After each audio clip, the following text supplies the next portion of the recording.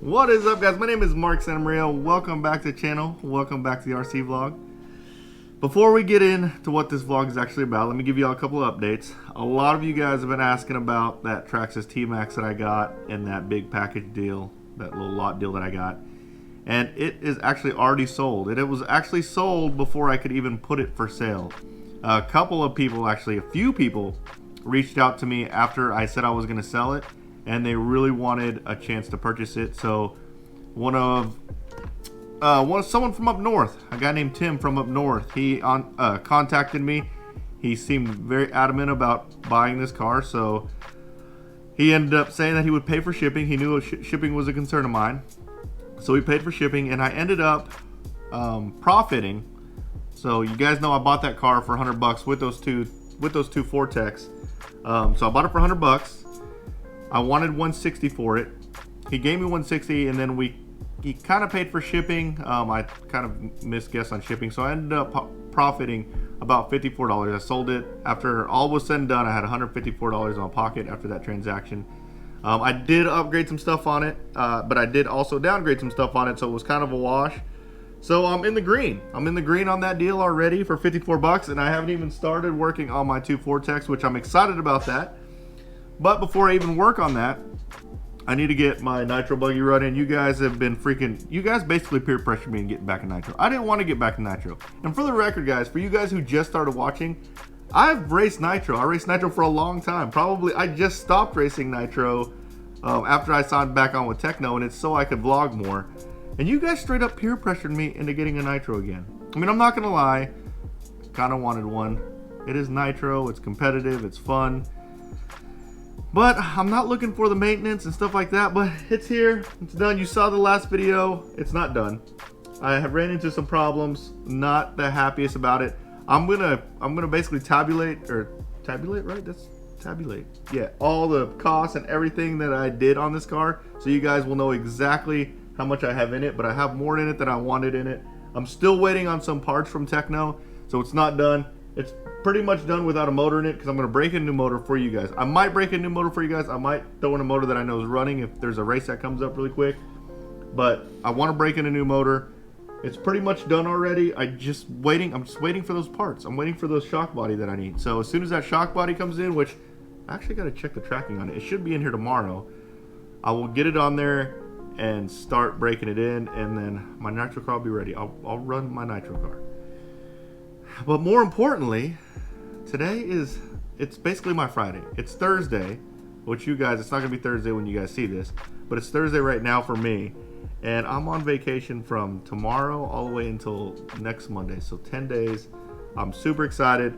The first part of my vacation is gonna be going to Boot Hill Raceway, which is in Ponca City, Oklahoma. Ponca City? Yeah. Okay, I kept pronouncing it Pocono, which everyone gave me a hard time about that on the podcast. So that's going to be this weekend, so I'm going to get some cool footage of that.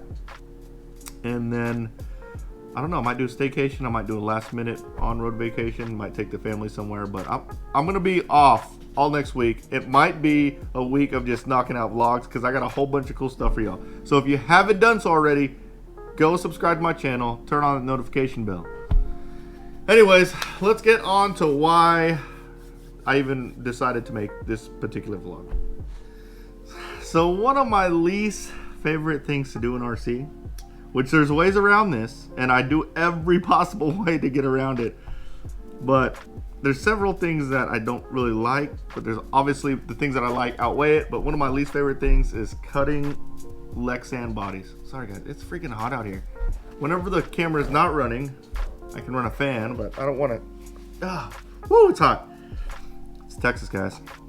Hot and humid. Anyways, cutting bodies. I can't stand cutting bodies. It starts to hurt my hands. I'm not really good at it. I'm not one of those guys that's just good at, like, has steady hands and can paint really cool bodies. So I have a painter, and one of the things I really like about my painter is he cuts my bodies for me. I know that sounds so bad, but he cuts my bodies for me. And look at his cutting lines. They're just perfect.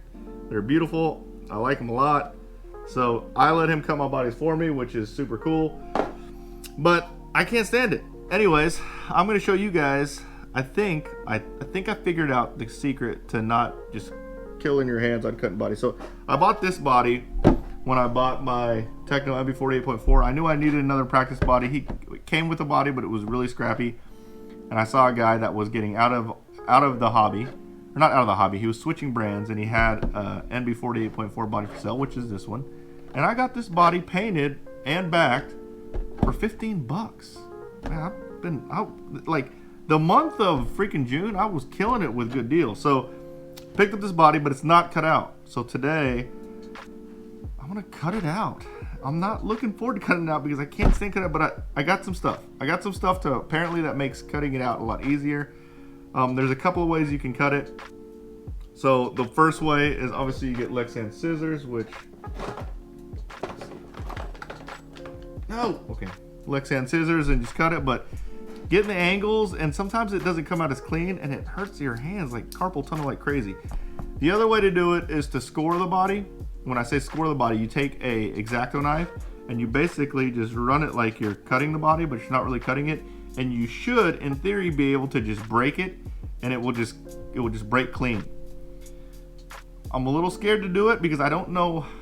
I've never done this on my painters' bodies. I don't know if the paint's gonna flake. I hope it's not, but I'm gonna try a combination of all of it. On the corners, I'll probably use my Lexan body or my Lexan scissors, and then I'm gonna score it with this and then try to break it.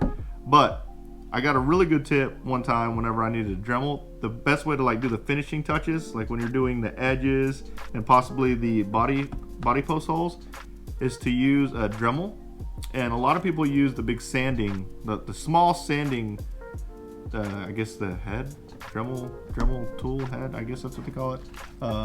But I bought this. This is a high-speed cutter. These Dremel, what do they call these bits? These Dremel bits? I bought these Dremel bits.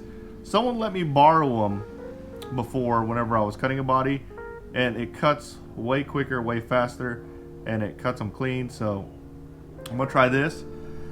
So I'm gonna get to cutting this body. Again, just a disclosure, I don't have steady hands. I'm not an artistic guy, so if I can cut this body out and it looks clean, that's a big win. So let's see if I can cut this body out. Let's see how it turns out. Well, there you have it, guys. That wasn't, I mean, it was bad. I don't ever want to do it again, but it wasn't as bad as I remembered it. The hardest part, getting around the body, is not bad. It's cutting the hole for the engine head and then cutting the hole for the fuel tank is what's really bad, because there's such a tight spot. So the only pointers that I would give is the straight lines that are long. Those are definitely easier to score with a X-Acto and then just break. But if there's any Lexan that like prohibits you from cutting it in a certain angle, cut pieces off. So don't try to cut one gigantic piece off at one time. Cut small pieces off at a time. It makes your life just a little bit easier. So I was able to get it all cut. Looks good. The other pointer I would like to give is the body holes. You don't ever want your body to fit on super tight. There's a lot of movement and flexing in your chassis. You need a little bit of give. So what I tried to do is I tried to make the body post hole a little oblong, so a little bit longer, front and rear, so at least it can give the body a little bit of room for the chassis to flex. So anyways, last thing, this cutting tip is way better than using a sanding drum. The difference is a sanding drum will sometimes, it will almost melt it, and it will start to kind of pile up, and you kind of have to pick the pieces off. This actually cuts it. So if you run this cutting bit, I don't even know, I guess they're bits. If you use this they call it here a high-speed cutter. If you use this high-speed cutter and you turn it on really high, it just cuts through the Lexan like butter. So I definitely recommend you getting this. I got this at Walmart. It's the high-speed, it's called a high-speed cutter by Dremel. 115W, I guess, is the number of the Dremel piece, the Dremel bit. So it worked really good. I definitely highly recommend you getting one of those. Makes cutting Lexan bodies a little bit easier. So if you like this video, guys, smash that like button, turn on the notification bell, subscribe to my channel, and you guys will see me next time. Later, guys.